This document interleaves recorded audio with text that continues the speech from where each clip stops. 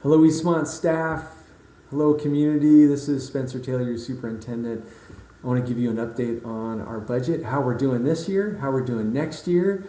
If you only have 30 seconds to watch this, just know we're doing well. We have a healthy, balanced budget this current school year, and that's what we're projecting for the next year. Now, it is not easy.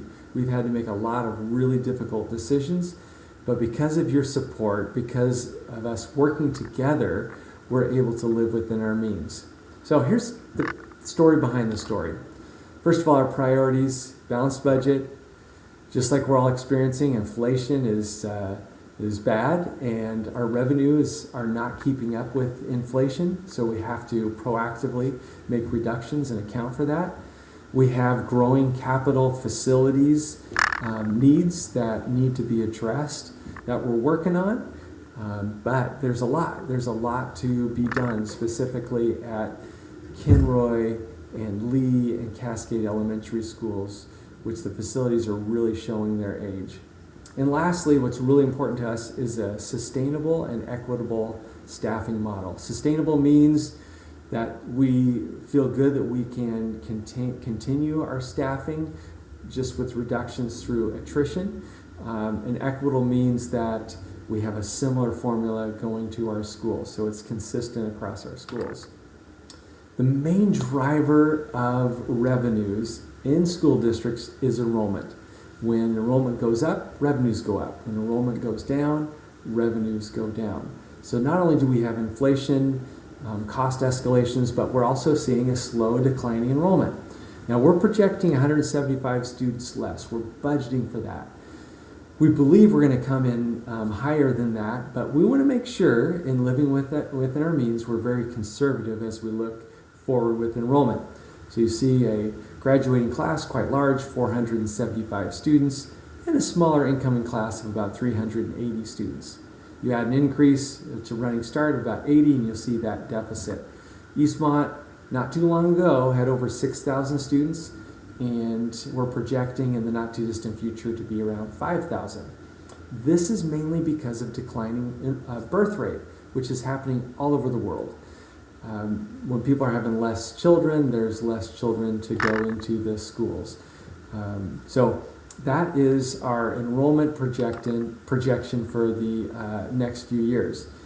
This enrollment tax, just so you know, when enrollment drops, this is an actual tax, it's just a figure of speech. We've actually had to reduce, or the state has dropped their funding for about 22 state-funded staff positions since 2023. And so looking to the future, as we lose every 15 to 20 students, we need to reduce another staff member. Now, some of you are saying, hey, well, aren't class sizes, 20, 25, 29, somewhere in there, depending on the grade level? You're right, but the state only funds us about 2/3 to 3/4 of what it actually takes to staff. So that's why enrollment drop actually means reduction of resources, revenues, which means reductions of staff. This is our expenditure trends, expenditures and revenues. So you can see we had some years that we had to dip into our fund balance. That's like our emergency fund. And then last year we stopped that. So we're going to have a balanced budget for this current year, and that's the plan moving forward. Living within our means, making sure that our revenues are above our expenditures. Now that fund balance, 8% is board mandated in policy. That's just good financial sense to make sure that we can cover our payroll in case there's any stoppage in funding from the state, as well as we qualify for better bond rates. So that's less of an impact on our community. Now, we would have a much larger deficit going into this next school year if it wasn't for a couple things. One of them is the levy support. Thank you, community, for your support of Eastmont. There are gaps in funding from the state, and our levy just means the world and allows us to continue the great programs and experiences and supports for our kids. So we saw a $1.5 million increase in levy funding. I also want to give a shout out to our special education staff. because of your hard work, because of your compliance on our IEPs, individual education plans, we're able to recapture more money from the state called Safety Net. So we've seen that double. So because of those two areas, that we're seeing the budget deficit or budget gap be a lot less than it could have been. So what's the bottom line, you ask? Well, we're projecting about $600,000 deficit, of which we're going to get to zero. We're just in the process of doing some belt tightening with little to no impact on our classrooms. That's really important to us. So that is really good news. And we're able to do this because of levy support, special ed, as well as the significant reductions we made a year ago. So thank you all. A little bit more detail about the gap in state funding. So we're funded as a district for about 380 staff members, but it takes 620 to actually run the school district and work with our students and teach our classes and drive our buses and so forth. So that's a significant gap in state actual funding and actual staff that is needed.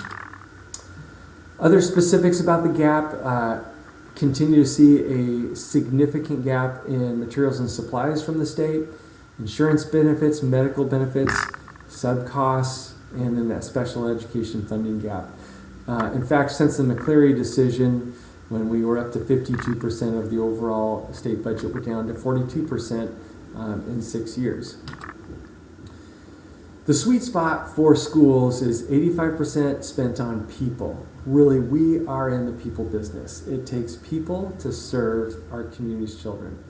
And we need to make sure we save about 15% for curriculum and technology and supplies for our staff to be able to do the work and for maintenance to be able to repair our facilities, and we are on target for that breakdown. So in conclusion, what's really important to Eastmont is being financially disciplined to make sure that we align our staffing and our expenditures with the budget. Revenue maximization, anytime we can recapture funds from the state, we go after those, including we received almost $300,000 through a grant from the state to put towards replacing the roof at Rock Island Elementary School. Operational efficiency, that means we spend wisely and make sure that we reserve, we spend what we spend on the people, but we have to reserve the materials and supplies that people need to actually do the work. And then protecting the core, which is our classrooms and the high quality instruction that our teachers provide day in and day out. Okay, there's an overview of our budget status looking to next year. I know that's really important to you, that transparent look. If ever you have more questions, you're hearing something you want to know, please let me know. I'm happy to answer any of your questions. So, in conclusion, living within our means today ensures for a stable future to continue the great work of serving our community's children that we have done for so long, over 70 years here at Eastmont School District. Thank you so much for your partnership and your support. We really appreciate it.